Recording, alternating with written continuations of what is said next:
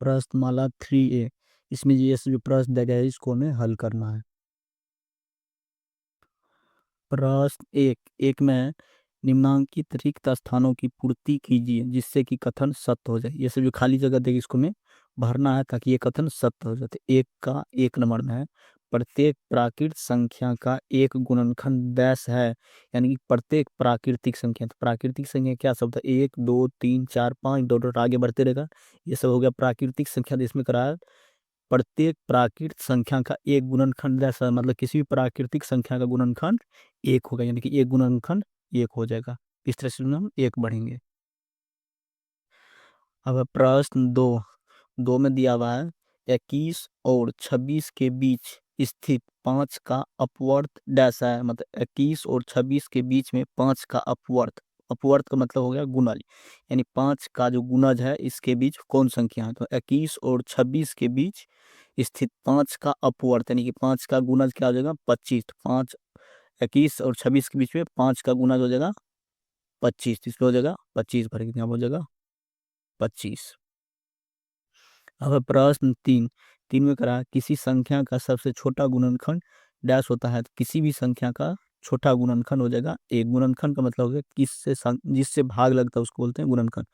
किसी भी संख्या का सबसे छोटा गुणनखंड हो जाएगा एक। अब प्रश्न 4 में किसी संख्या का सबसे बड़ा गुणनखंड डैश होता है। किसी भी संख्या का सबसे बड़ा गुणनखंड हो जाएगा स्वयं। जो संख्या का गुणनखंड पूछेगा वही संख्या उस संख्या का सबसे बड़ा गुणनखंड हो जाएगा। तो इसमें हम भरेंगे स्वयं। जैसे मान लीजिए 5 का गुणनखंड पूछ देगा बड़ा गुणनखंड, 5 का बड़ा गुणनखंड हो जाएगा 5 ही हो जाएगा। 10 का बड़ा गुणनखंड पूछेगा, बड़ा गुणनखंड 10 का 10 ही हो जाएगा, स्वयं हो जाएगा। अब प्रश्न 5 में अगर किसी संख्या का सबसे छोटा अपवर्त डैश है। अपवर्त का मतलब गुणज। किसी भी संख्या का सबसे छोटा गुणज यानी कि अपवर्त क्या हो जाएगा? स्वयं हो जाएगा। यहाँ पर हो जाएगा स्वयं। जैसे मान के चलिए 15 का सबसे छोटा अपवर्त पूछेगा, तो 15 यानी 15 का सबसे छोटा अपवर्त यानी कि गुणज, यानी 15 का सबसे छोटा अपवर्त हो जाएगा 15 ही हो जाएगा। किसी भी संख्या का सबसे छोटा अपवर्त पूछे तो वो संख्या स्वयं ही हो जाएगा। इस तरह से हम प्रश्न 1 को हल कर लेंगे। अब प्रश्न 2 में निम्नलिखित संख्याओं के सभी गुणनखंड लिखे। ये से जो प्रश्न देगा इसमें सभी का गुणनखंड लिखना है। तो 1 नंबर में है 42। 42 का गुणनखंड लिखना। 42 को हम क्या सब लिख सकते हैं? 1 गुना 42 लिख सकते हैं। उसके बाद क्या लिख सकते हैं? 2 गुना 21 लिख सकते हैं।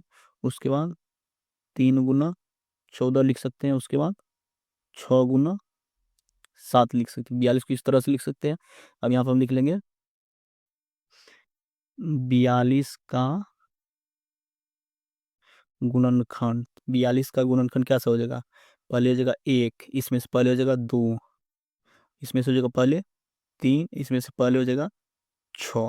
अब इधर से लिख सकते पहले हो जाएगा अब 7, उसके बाद हो जाएगा 14, उसके बाद हो जाएगा 21, इसके बाद हो जाएगा 42। इस तरह से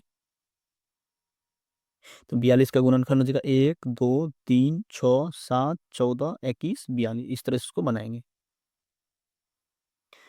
अब प्रश्न 2 में 81। तो 81 को गुणनखंड लिखा था। 81 क्या लिख सकते हैं हम? 1 गुना 81 लिख सकते हैं। उसके बाद 3 गुना 27 लिख सकते हैं। इसके बाद 9 गुना 9 लिख सकते हैं। तो यहाँ पर हो जाएगा 81 का गुणनखंड। 81 का गुणनखंड कैसा हो जाएगा? सबसे पहले हो जाएगा इसमें से 1 को लिखेंगे, इसमें से 3 को लिखेंगे, इसमें से 9 को लिखेंगे।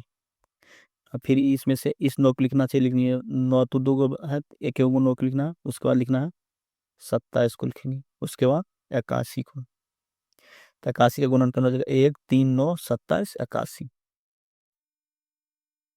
अब प्रश्न 3 में 19। 19 का गुणनखंड लिखना। 19 को हम क्या सब लिख सकते हैं? 1 गुना 19। 19 तो स्वयं एक आवाज संख्या, ये जगह 1 गुना 19। तो यहाँ पर लिखेंगे 19 का गुणनखंड। 19 का गुणनखंड हो जाएगा 1 और 19। इस तरह से। अगर प्रश्न 4 में है 72। तो 72 के गुणज को लिखना। 72 को हम कैसे लिख सकते हैं? 1 गुना 72 लिख सकते हैं। उसके बाद 2 गुना 36 लिख सकते हैं। उसके बाद 3 गुना 24 लिख सकते हैं, उसके बाद 4 गुना 18 लिख सकते हैं, उसके बाद 6 गुना 12, उसके बाद 8 गुना 9। 72 को इतना तरीका से लिख सकते हैं, तो यहाँ पर हम लिख लेंगे 72 का गुणनखंड। 72 का गुणनखंड क्या होगा? सबसे पहले इसमें से हम 1 को लिखेंगे, इसमें से 2 को लिखेंगे, इसमें से 3 को लिखेंगे, इसमें से 4 को लिखेंगे, इसमें से 6 को लिखेंगे और इसमें से 8 को लिखेंगे। उसके बाद अब जब इधर से लिखेंगे तो सबसे पहले 9 को लिखेंगे, उसके बाद इसमें से 12 को लिखेंगे, उसके बाद 18 को लिखेंगे, उसके बाद 24, 36, 72 ये सब को लिखेंगे। तो 72 का गुणनखंड हो जाएगा 1 2 3 4 6 8 9 12 18 24 36 72, ये सब इस तरह से इसको बनाएंगे। अब प्रश्न 5। 5 में 30। 30 को हम क्या सब लिख सकते हैं? 1 गुना 30, उसका क्या लिख सकते हैं? 2 गुना 15, उसके बाद 3 गुना 10, उसके बाद 5 गुना 6। यहाँ पर लिखेंगे 30 का गुणनखंड। 30 का गुणनखंड कैसे हो जाएगा?